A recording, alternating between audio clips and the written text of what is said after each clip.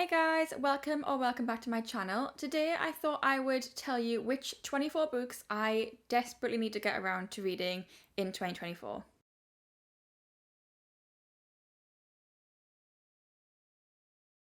So I've made a journal spread of the 24 books that I need to read in 2024. I have already read 2 of them, so I have substituted another 2 for the sake of the video. But the 2 I've already read this month so far is Daisy Jones and the Six and Throttled by Lauren Asher. So let's just get into the 24 books that I really want to read. To be honest, they're a bit of a mishmash of different books. There's loads of different things in here. So the first book on the list is Song of Achilles by Madeline Miller. This is one of the first books I got last year when I started to get back into reading. So I have now owned this for about a year. I remember getting it in January last year. So I really need to get round to it. So that is why it is on the list. The next one on the list is Magnolia Parks. This one it looks like it's going to be quite a hefty read. Although it's only a little over 400 pages. But I feel like so many people have talked about these books, and I love Gossip Girl, and everyone says this is just Gossip Girl set in London, high society, which sounds right up my alley.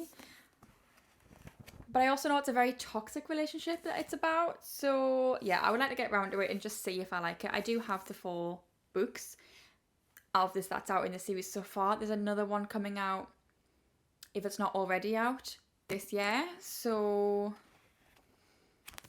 yeah, we will see. The next one on the list is Babel. So I again got this quite early on last year. I don't think I've had it for quite a year yet. This one is a very hefty book, and it's a dark academia, and I know it's very intelligent, so I don't know if I have the brains for this book. But I hope I do, and I would like to give it a go because it does sound very interesting. I've heard a lot of good things, so I do want to get around with this year because also I've had it for so long. I really probably should read it. Next on the list is Divine Rivals by Rebecca Ross. I, again, heard so many good things. The second book, Ruthless Vows, came out in December, so I do want to read this and see if I like it, and then obviously I'll get the other book. I feel like since I've heard so many good things about this, but I also know it's a YA. There's a few YA books I've got on my TBR, to be honest, and I don't know if YA is for me, necessarily. I mean, I loved the Inheritance Game series, which is just here, but everything else I think I have is adult. Yeah, I don't have a whole lot of YA that I at least have enjoyed, so fingers crossed. We will see about this book. We will see. The next one is Alone with You in the Ether by Olivia Blake. This one, I just love the cover of this so much. I've heard so many good things about this book, so I just really want to get around to it because I'm really excited to read it. And I don't know why this book just feels so dinky to me. I don't know what it is. It just feels so small and cute, and I just really want to read it, even though I think it's going to break my heart, but I'm not sure. The next one is Tomorrow and Tomorrow and Tomorrow by Gabrielle Zevin. I've heard loads of good things about this book. This one is more of a literary fiction with a side plot of romance about these 2 friends who are making a game. I think it's a lot like, I think it's going to be like a lot of the story. I think it takes place over quite a few years. So again, I've just heard so many good things. I've had this for quite a while. It's been on my radar for even longer than that. So I would like to pick this up this year. Next we have From Lukov with Love by Mariana Zapata. So I just really want to see if I like Mariana Zapata's writing. I know she's the queen of slow burn. And this one, it's 2 figure skaters, isn't it? And is it enemies to lovers? Something like that. I don't know. It sounds good. I want to see if her writing is something I enjoy. So I think this is a good one to start because I do love anything hockey, ice skater, sort of coded. Basically because of Icebreaker. So yeah, that's on the list because I'm really interested to see how I feel about it. Next up on the list, it says Throne of Glass, but I will be reading Assassin's Blade first. Technically, I mean the full series. Thank you. I do want to read the full series this year, but I've just put the first one on the list. So I will cross up for Throne of Glass, but obviously I'm going to be reading Assassin's Blade first, because that's what everyone says to do. So that's what I'm going to do. I'm kind of putting off reading the series though because I'm very overwhelmed by how big the series is. The next one on my list is They Both Die at the End by Adam Silvera. So This one, my friend's read and she says it's amazing. So I want to get round to it because she says it's really good and thinks I'll enjoy it. But again, this is the kind of thing that will probably just break my heart. So we will see. I've heard about it for a long time. Even before I got back into reading, I'd heard of this book. So it's been on my radar for a long time. So it's about time I actually read it. Next on my list is Wayward by Amelia Hart. I think this is her debut novel. I could be wrong. I got it when it was fairly new out. So I have the special edition sprayed edges, which are beautiful. I've got the bookmark to go with. And I've got a receipt in here because the guy at the counter said, if you like this book, here's a list of books you might like. So yeah. I'm going to get out of this just because it's meant to be good. I don't know. That book as well, I think, is going to be a little bit out of my comfort zone, and I do want to read a bit more out of my comfort zone this year, which is why I put things like Babel and They Both Die at the End and The Song of Achilles and stuff on this list.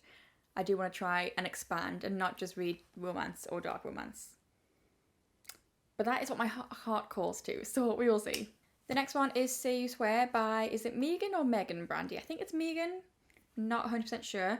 This one, again, I've heard, it just sounds juicy. I think it's a love triangle, but done correctly. Everyone says it's like done well and that they don't hate it, because a lot of people hate love triangles in books, myself included. I just think they're never really a triangle. They're more of just an unfinished arrow. Because generally it's two dudes panning over a girl. They're never panning over each other. The triangle's not finished, you know? So really, if you think about it that way, a love triangle just means you probably should just be a throuple if all three of you fancy each other. So anyway, yeah, I've heard good things. This book has got amazing, like, it's got decent flop. Look at that. So this looks like it's going to be, oh, that's going to be nice to read. I like a thick book with good flop. There's something about it. So even more looking forward to reading this now. The next one is By a Thread by Lucy Score. This one does not have good flop. This is a solid, chunky boy, but I can still read it fairly confidently, I think, without cracking the spine. I love the Knock 'Em Out series by Lucy Score. Everyone I've heard talk about Lucy Score raves about this book, so I just really want to read it. But my god, this is heavy. This is the independently published one, and I got it on Amazon. It's got no publisher on the bottom. So yeah, but I hate the traditionally published cover in the UK. Awful. So yeah, I want to get around to this. I want to read a lot more Lucy Score. The lighting is going to be really awful throughout the day. I'm very sorry. Throughout the video. I'm very sorry. I don't know what's happening right now. Okay, I think we're kind of back. Anyway, yeah, I really want to read more of Lucy Score's writing and her books this year. I have a few others that I want to probably get around to as well, but this one is the most important that I want to read. Okay, next we have Shadow and Bone. This is one of those YA fantasy books where I'm really not sure if I'm going to like it, but I do want to read it to see if I do, in which case I will buy the rest of the trilogy and also the Six of Crows duology, because I've heard so many good things. If I don't like it as a book, I might just read it. I might just watch it as a TV show. I don't know, we will see. But I want to get around to it because I've heard a lot of good things, but I want to know if I'm going to like it, you know? Okay, next we've got another Olivia Blake book. We've got One for My Enemy. This one, again, it just sounds right up my alley. My phone's ringing, hang on. Okay, I got interrupted for a phone call, but I think I was talking about this. And I can't remember what I was saying. But basically, this sounds really good and I want to read it. And it's got really nice, it's pretty. Okay, so yeah. The next one I've got on the list is The Serpent and the Wings of Night. This one is the original, like, independently published hardcover. And I can't get the other original of the second book. But they're very similar. It's just not as, like, colourful, I don't think. Now it's been traditionally published. So that's a bit of a shame. And I hope, because I don't know, because the reason I got it was because of how beautiful the inside cover is as well. So hopefully the other books are, like, the regularly published ones are also as pretty, but the sun has messed up again.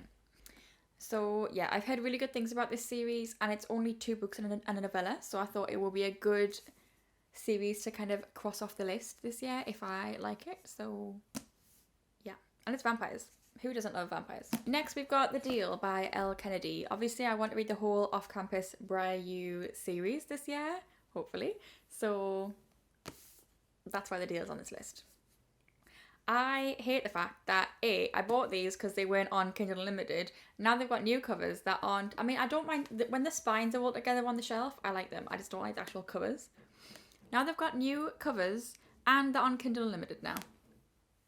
Why? Next up we have Archer's Voice by Mia Sheridan. Again, I've just heard so many good things about this book. There's a special edition out now that has annotations, so I probably want to get this sooner rather than later. Because if I like it, I'll probably want to get the annotated copy that the author has annotated it, and that would be like really interesting to see. So the next one is If You Had Been With Me by Laura Nolan. I think, is this the one that's in, is there a different POV for this? Is it just, am I correct, there's going to be the alternate POV of this book coming out, or is out now? I don't know, but I've heard this will break my heart, so I will leave this for when I'm feeling hormonal and emotional, probably. But yeah, I really want to read this at some point this year.